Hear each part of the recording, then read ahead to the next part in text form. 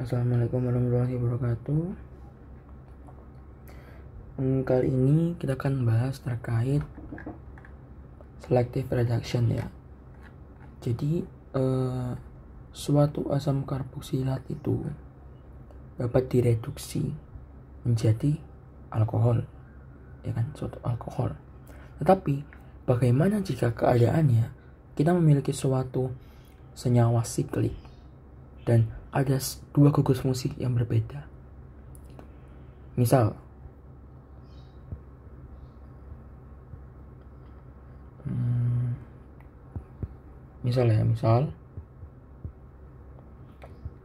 keton ya, dan ada asam karboksilat. Gimana caranya supaya kita bisa mereduksi satu ini, jadi satu bagian ini menjadi alkohol itu. Oke. Karena kalau misalnya kita pakai LiAH4 kan semuanya jadi alkohol. Jadi harus ada kayak selective reduction gitu. Harus ada selective reduction. Oke. Selective reduction itu bisa dibilang bahwa cuman asam karboksilat doang yang bisa kereduksi menjadi alkohol. Nah, kita menggunakan reagen, ya, reagennya itu BH3 THF sama 3O+. Itu reagen selective reduction. Oke. Dan gak cuman asam karboksilat doang teman-teman ya. Dan gak cuman BH3 THF dan H3O+, dia juga bisa pakai selective reduction, dia juga bisa pakai BH3 SME2, dia juga bisa pakai BH3 NN2. Tapi yang sering dipakai memang ini, bisa dipakai BH3 THF H3O+ atau BH3 THF pemanasan, itu sama saja. Oke, selanjutnya caranya sama seperti dia akan menyerang sesuatu yang C karbonil ini, menyerang C karbonilnya dan merupakan electrophilic reduksi agent ya, reduksi agen yang elektrofilik. Dan selective reduction dari karboksilat yang dihasilkan adalah suatu alkohol primer. Tapi gak hanya asam karboksilat aja teman-teman, gak hanya asam karboksilat aja. Sini apa, jadi bisa apa aja dong. Selective reduction itu bisa berfungsi pada gugus fungsi yang lain. Misalnya aku gambar dulu, RCOO adalah asam karboksilat dan kita menggunakan BH3, dia akan membentuk sangat cepat atau lajunya very fast gitu ya, very fast, sangat cepat, sehingga dia bakal langsung terbentuk menjadi suatu alkohol primer, kan ya, suatu alkohol primer. Dan kalau misalnya aku punya suatu alkena di sini, bagaimana laju pembentukannya? Dia cepat tapi tidak secepat asam karboksilat. Apa yang bakal dibentuk? Ya bakal dibentuk seperti CH2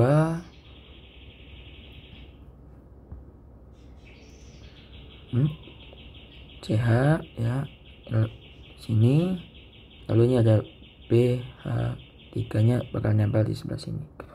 Lalu bagaimana dengan aldehid?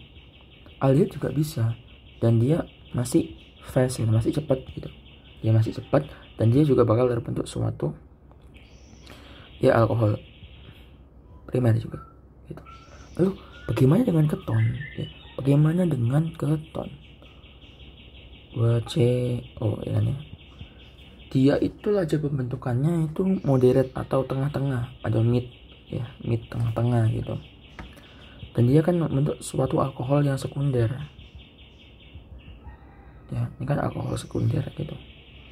Beda sama kayak yang aldehid atau asam karboksilat gitu. Lalu bagaimana dengan kayak nitril? Nitril. Nah, kalau nitril dia lajunya juga sama kayak keton dia berada pada medium rate atau moderate atau mid ya, dan dia bakal menghasilkan suatu amida RCH2 NH2, suatu amida gitu. Oke, kalau yang kayak ini NR2 dia juga mid moderate, dia bakal menghasilkan ya sama aja RCH2 NR2 aksen gitu. Lah kalau epoksit bagaimana dengan epoksit kan bentuknya gini, RCO CH2 ya, set. Dia sangat lambat, slow, dan dia bisa membentuk seperti ini, sama aja sebenarnya alkohol primer, tapi dia sangat lambat gitu. Oke, itu yang aman banget gitu. Oke, selanjutnya kita akan mempelajari bagaimana reaksi pembentukannya gitu ya. Jadi misal aku punya soal bagaimana cara ngebuat dia jadi H2OH gini. Oke, ya pasti kita gunakan namanya selective reduction karena di sini kita punya alkohol gitu. Selective reduction hanya berfungsi ketika kita mengoksidasi suatu asam karboksilat menjadi alkohol primer, atau suatu ini menjadi yang dia jadi alkohol primer antara aldehid dan asam karboksilat dan epoksit gitu. Tapi yang pembentukannya lajunya sangat cepat dan biar mudah terbentuk, berarti kita menggunakan suatu asam karboksilat. Nanti kita akan menggambar suatu asam karboksilat. Jadi siklopentane dengan keton di sini dan ada asam karboksilat di sini. Kita menggunakan BH3 ya, THF di sini dan kondisi asam. Oke. Caranya bagaimana? Oke, kita lihat di sini. BH3 ya. BH3 dia merupakan elektron apa ya? Menerima elektron itu. Karena BH3 memiliki orbital kosong kan ya. Dia punya orbital kosong sehingga boron tuh bakal nerima elektron gitu. Jadi ini tuh bakal nerima elektron dari sesuatu yang negatif gitu. Nah, sesuatu yang negatif di sini adalah dia akan mengarah ke sisi sini, ya kan? Benar karena O lebih negatif daripada C. Sehingga apa yang bakal terbentuk ya, reaksi yang bakal terjadi adalah seperti ini. Oke, aku gambarin di sini aja.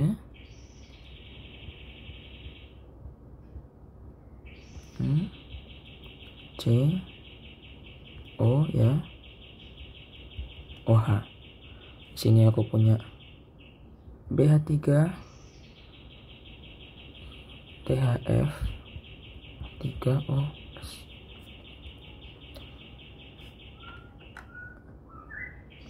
Kita bisa mengambil sorry ya, kita bukan mengambil O yang sebelah sini, kita akan mengambil O yang ada di sini karena dia kan terus sudah stabil ya. Kita akan mengambil O yang sebelah sini ya, ini O negatif. Oke. Ini bakal ambil ini, elektron ini bakal masuk ke B yang dia punya orbital kosong, sehingga dia bakal ngebentuk ini.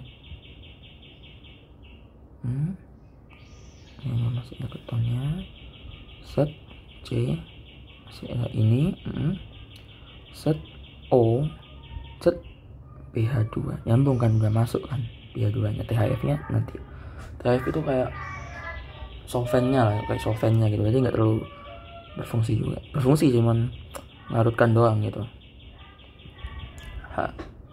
Si OH nya kan masih ada di sini.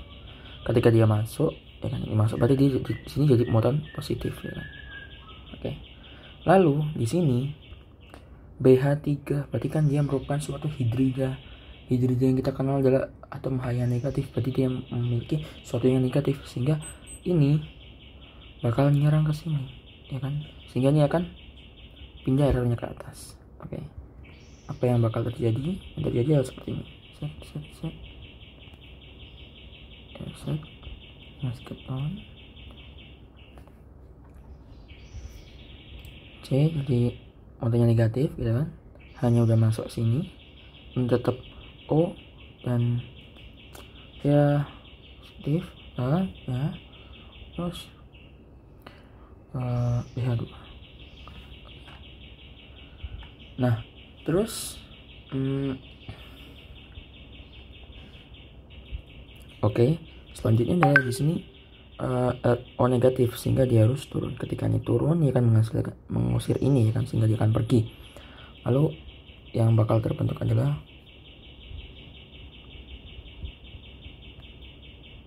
CO, hanya kan geser ke sini. Dan sama aja kan, hanya pindah ya, agak geser dikit lah itu. Lalu apa yang bakal terjadi berikutnya adalah kita menggunakan yang udah kita usir tadi ya. Kita menggunakan ini. Ini lagi. Kalau misalnya aku gambarin lagi berarti B H H O H ya kan. Kita menggunakan itu lagi, sehingga apa yang terjadi?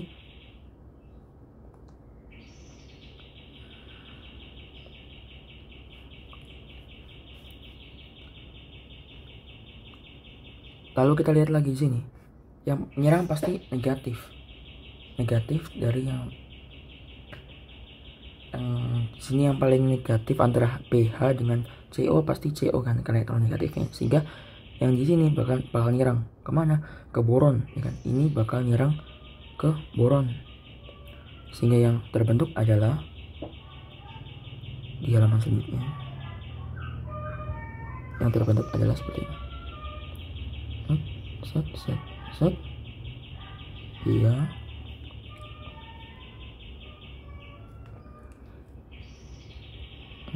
positif karena elektronnya udah sana H dan ini masih OH gitu kan ya.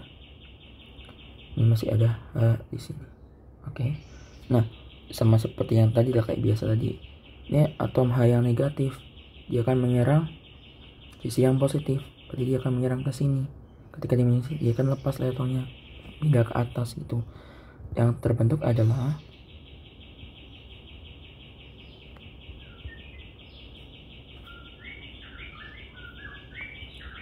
C H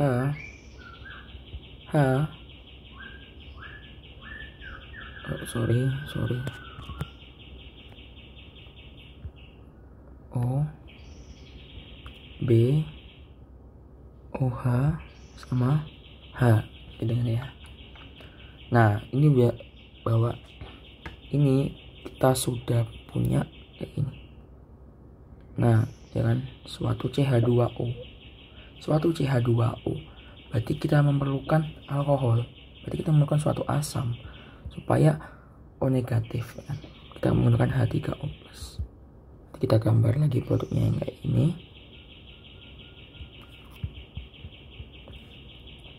C H aduh, stylusku. Oke lah. O B H O H ya kan.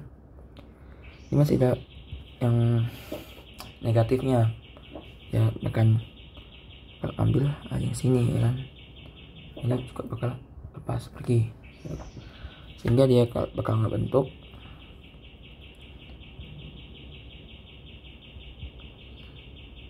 C O H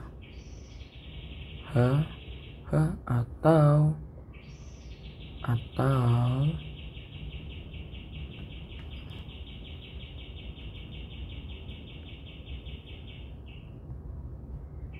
C H2OH.